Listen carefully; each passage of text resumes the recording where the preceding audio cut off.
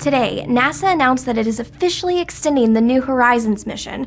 That means the New Horizons spacecraft, which flew by Pluto in July 2015, will be doing another flyby of an object in the Kuiper Belt. That's the large cloud of icy bodies found at the edge of the solar system.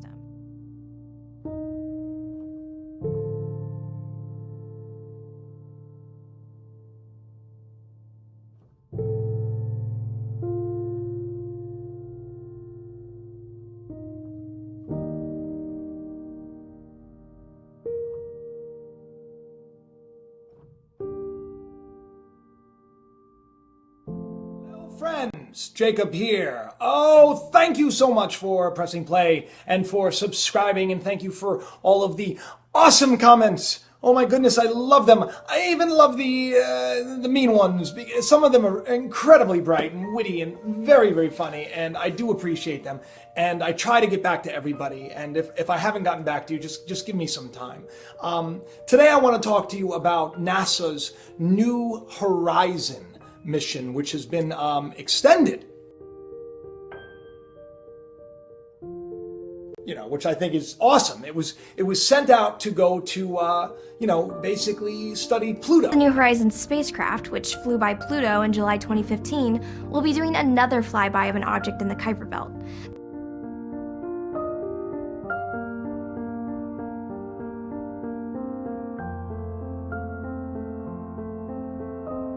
It's interesting because I often talk about these little breadcrumbs, this how I'm inspired to look into things, and this was one of them.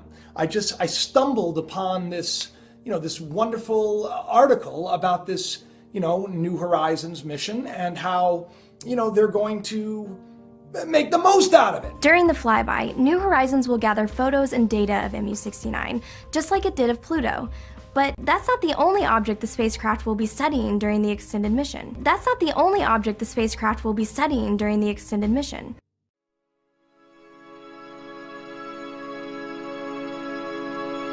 They sent this, the New Horizons, they sent it out to study Pluto. And it's been traveling for some time, and now that it's there, they've now extended the mission. And what are they going to study? We're going to study a lot of other things in the Kuiper Belt. That includes studying the dwarf planet Eris, the second largest object in the Kuiper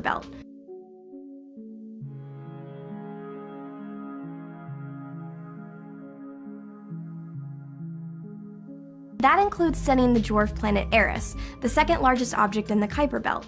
New Horizons will also be passing through the densest part of the belt, coming within 10 million miles of other nearby objects.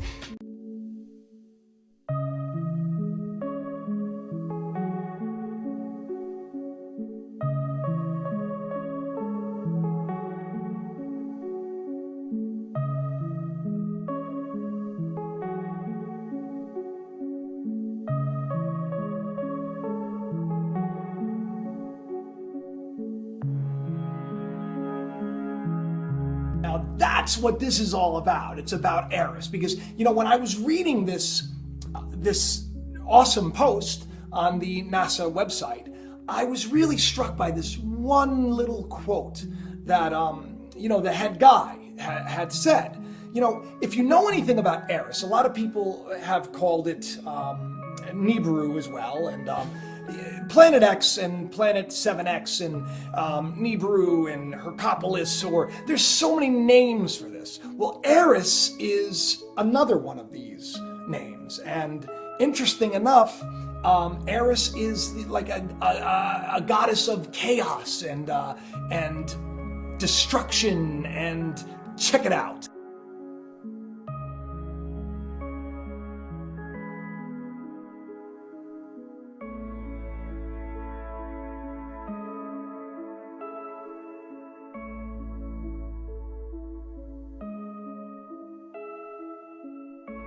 You'll notice that Eris is also pictured with the wings. Well, Eris, this orbital planet, is also much like Nibiru. It has a interesting orbit that is, swinging possibly towards us. Although as I dug into the research, I couldn't find anywhere that said that it was heading towards us, you know? Actually, what I found was it said that it is like, they call it like the 10th planet. Like it's so far away from the sun and it's farther out past Pluto.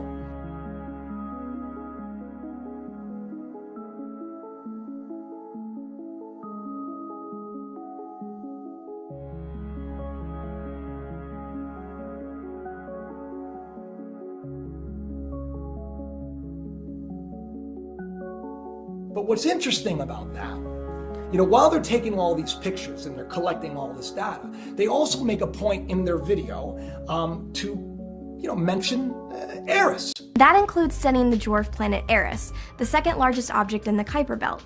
New Horizons will also be passing through the densest part of the belt, coming within 10 million miles of other nearby objects.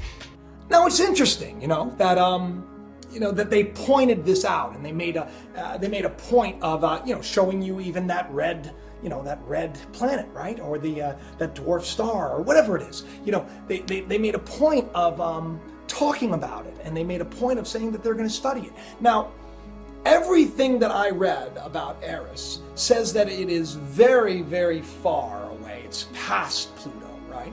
But what's interesting about this, now this is where, you know, you gotta really shake your head and say, wait a minute, we're not being told the whole story. In this little article that I read on the NASA website, the head guy says that we're going to even be able to capture pictures and collect data on Eris, and it talks about what Eris is. But this is the interesting thing. It says, although we'll be farther away than if we were on Earth. In other words, Eris is now closer to Earth than the New Horizons mission.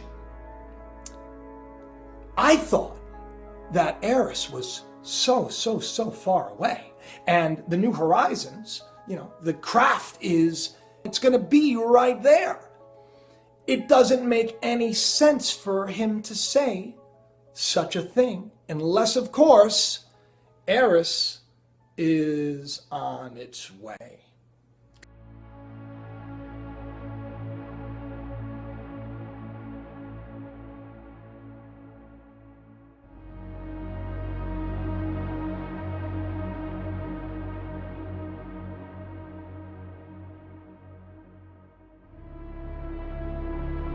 Could Eris be Nibiru? Is that what's going on? Let me tell you a little bit about this, you know, this crossing planet, this planet that is pictured always as a cross and with wings. And well, everywhere you look, I mean, this is not, you know, a lot of people say that Nibiru isn't real, but all you have to do is do a little bit of research and you'll find that there is plenty of evidence that there is some kind of a planet that looks like a cross that has made an orbit here before.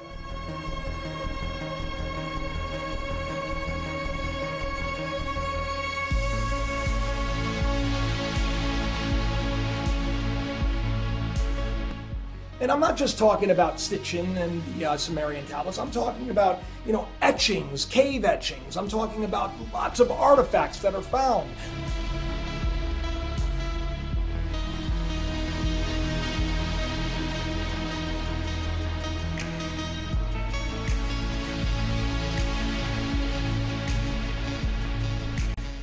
Now, what's interesting is what's going on around the world with all of the flooding and all of the earthquakes, and that we are just in such a crazy, crazy time.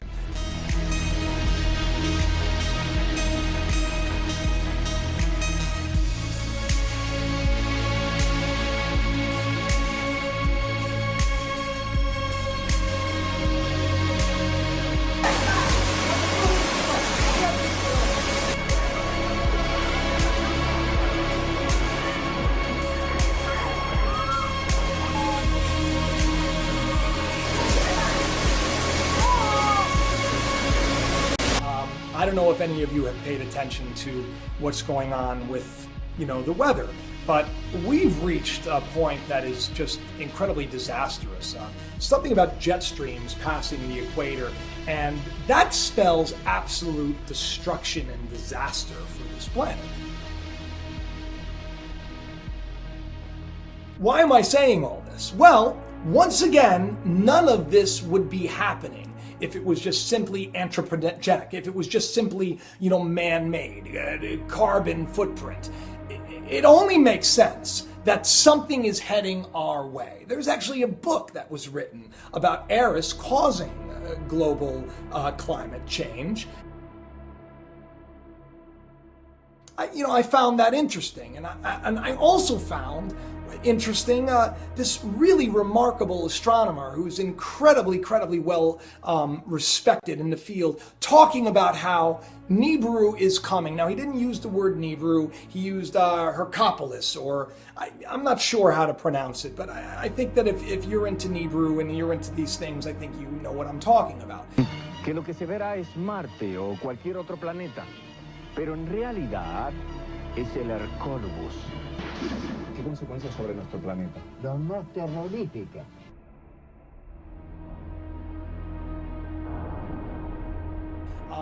It goes by many names.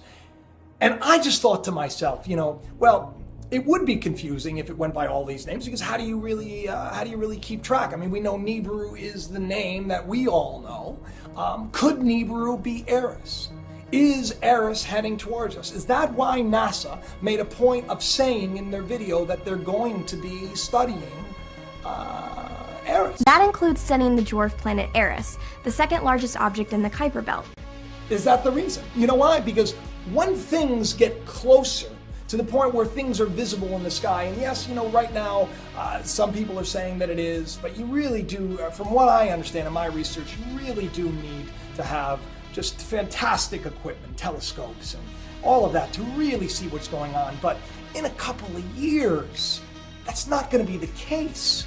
I mean, I don't think that any of this is going to happen, within the next 6 months. I think that this is going to happen, and we have some time.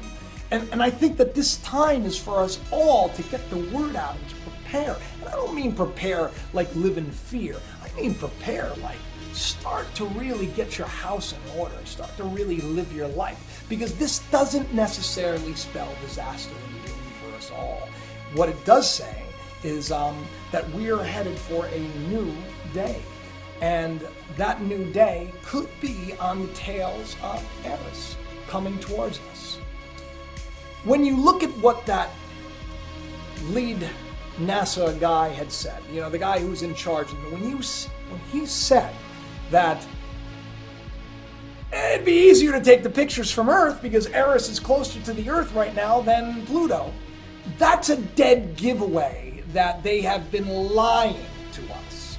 And they haven't told us that Eris is headed our way. It's a mess, people. And they slide that little thing in. It was almost like like when I read it, I was struck within my heart, because I said, hang on a second. I thought Eris was farther away than Pluto, and if the New Horizon craft is right there at Pluto, wouldn't it be close? Well, not according to the head guy. The head guy says that it'd be easier and closer if we were taking the pictures from Earth itself.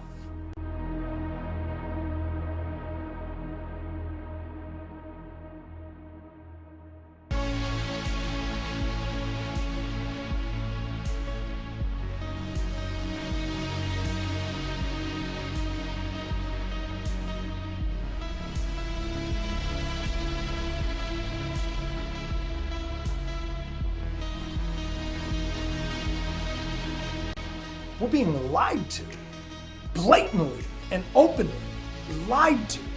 We're not being told the truth, and I get it, I understand. You don't want chaos, you don't want people to go crazy, we don't want cats and dogs living together. We want peace, right? Well, we need to be given more credit than that. We need to come together as a people, and we need to put our faith in more than what they're telling us to put our faith in.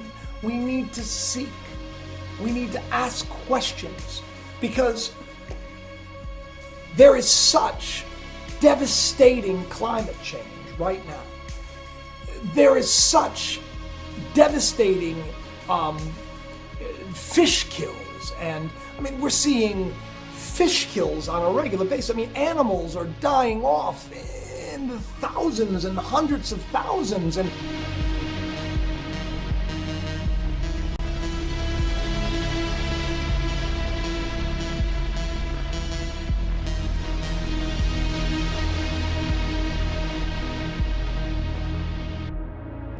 not to mention the massive flooding, which, by the way, for years, people that talked about Nibiru said this is exactly what would happen if an extraplanetary system comes into our solar system.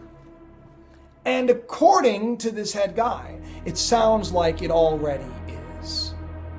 And that's frightening because nobody's talking about it. There are a lot of crazy things going on. I mean, did you see even the pictures of Jupiter? What the heck?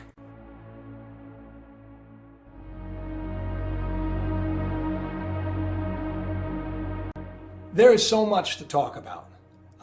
My last video was on the Mandela effect, and I have to tell you something. It's, you can say what you want. Either, millions and millions of us just have completely, had spouts of like terrible memory and we've remembered everything wrong, or things have like legitimately changed. Dimensions are blending into dimensions. Who is to say that the powers that be know what's coming?